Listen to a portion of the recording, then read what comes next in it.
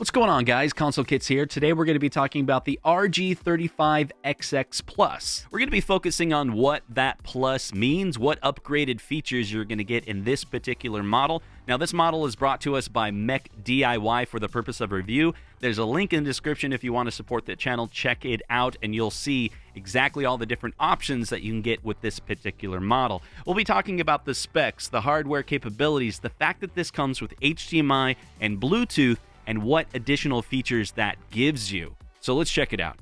Now, the first thing you want to note for this particular unit is it comes in 3 different colors. You can get the black, you can get the gray, or you can get the white version. And this is all dependent on your preference of what style of unit you want. So here it is in black. It's kind of a transparent black. So all that's included is the unit, a screen protector, and then a charging cable. So that's USB-C on the one side, USB-A on the other. Now let's make sure we highlight some of the specs that you're going to get with this unit. This does come with a 3.5-inch IPS display running at 640 by 480, so that's a 4:3 aspect ratio. The CPU has been upgraded on the Plus version. It has the H700 quad-core processor running at 1.5 gigahertz. Now, the GPU is the same as the non-Plus version, but still very good for this type of unit. Now, this comes included with a 64GB micro SD card. However, it does have dual card slots, and if you pay just a little bit extra, they'll include a 128GB SD card on top of the 64GB that you already have. Mentioned earlier, of course, it does have Wi-Fi and Bluetooth, so you have good connectivity there. The battery life has been expanded on this Plus version, so that's pretty sweet as well. A very important feature of this unit is how it has a mini HDMI port on the top. Now, please note, this is not a standard HDMI port. This is a mini HDMI port that requires a special cable, so I'll have a link in the description to the particular cable that I used. Okay, cool. So we have HDMI, but can we pair a controller over Bluetooth to this unit so I can use it both as a handheld, but also like a console? This surprisingly wasn't that hard to set up. You just go to the Bluetooth settings and search for a device, and there you go. Here I paired a Pro controller to the actual RG35XX Plus over Bluetooth. And then I can use that Bluetooth controller to navigate to the different games, select a game, and play it. But does it work perfectly? Like, is there any caveats? Is there something about this that just isn't right? Well, by default, everything is stretched. So some people may like that. They want the screen to be perfectly filled. But here's the thing, all the words and the text on the screen are also stretched, and they slightly don't look as good as they would have if they were just in their standard aspect ratio. So I went through the different settings in RetroArch to try to change the video layout to 4:3, and there's some emulators that allow you to do that, but most of them do not. When you enter the core settings, you can't change it to 4:3. And I did some research on this, and there are ways to override this configuration on handhelds when you plug it into HDMI. But let me give you the very, very simple answer. I think this is the way to go. It's just set your television setting to 4:3. It's not perfect, but it works. The menus kind of get squished,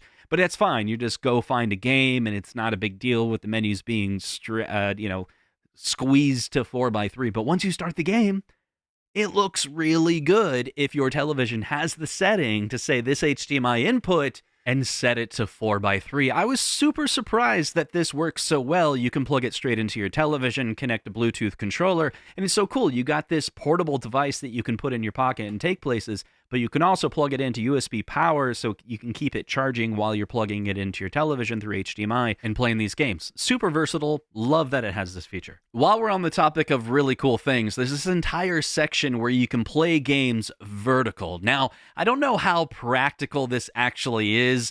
You know, I laid this down flat so I could capture it with the camera, and then I was thinking, like, how would I actually hold this unit? I started with the thumbs, and I mean, maybe you can play that way, but your left hand is above your right hand, so it's somewhat difficult. But the cool thing is that they've categorized all these vertical shmup games and put them in a section.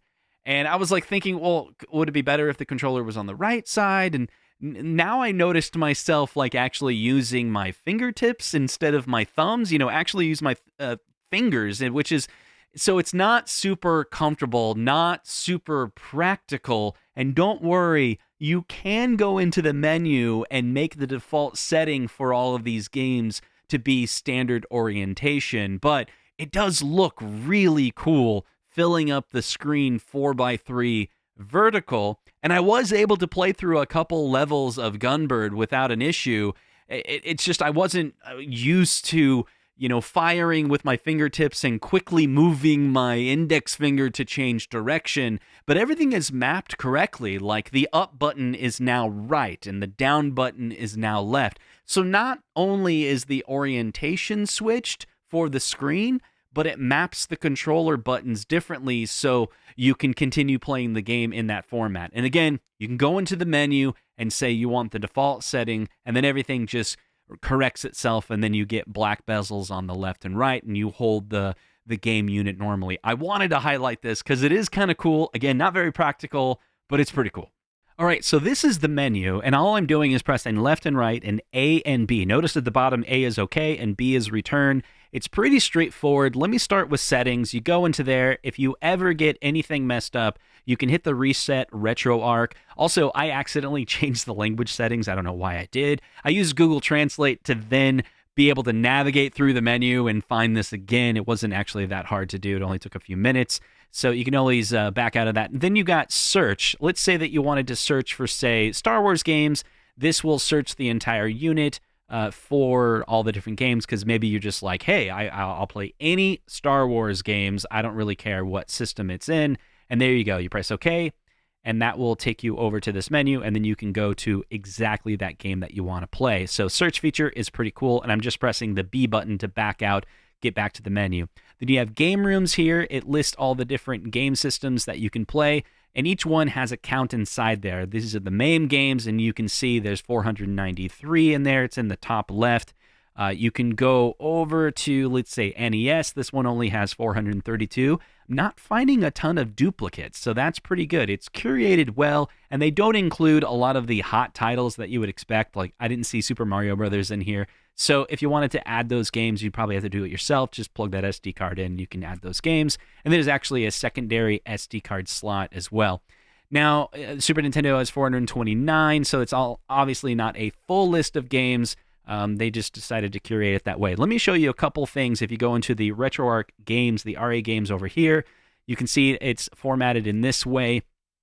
And if you go into, say, like Neo Geo, 152 games, let's see. Yep, see, if you go down to the bottom, you'll see that you start to get just the abbreviation of the game, but at least you get the artwork. So it seems as though at the top of the system, you get things a little bit more curated where you get a full title. So it's not too bad. And again, I didn't find any duplications inside here, and I just wanted to kind of highlight some of the systems that are inside here.